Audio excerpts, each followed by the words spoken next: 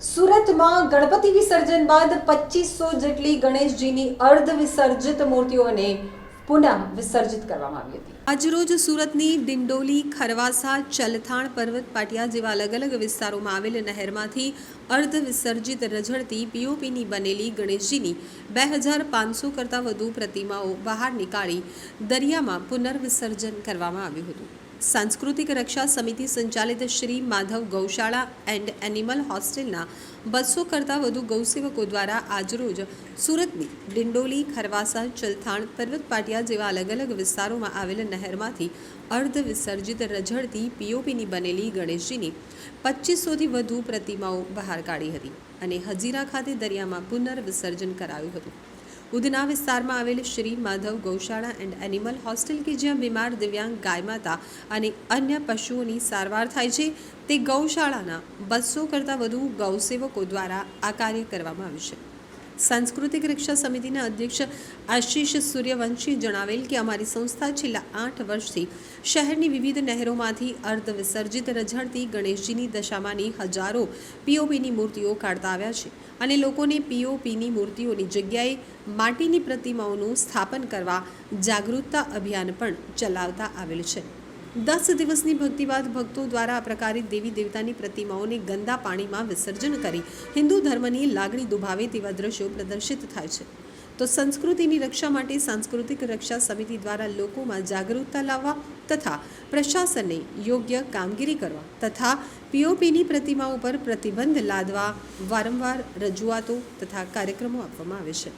सूरत मनपा द्वारा कृत्रिम तळावो बनाव्या होवा छतां તેમજ सूरत पोलीसनो आ नहेरो नजीक चुस्त बंदोबस्त होवा छतां ना समज कहेवाता गणेश भक्तों द्वारा तकनो लाभ उठावी पोतानी सरलता खातर आ प्रकारे गणेशजीनी मूर्तिનું વિસર્જન કરવામાં આવે છે।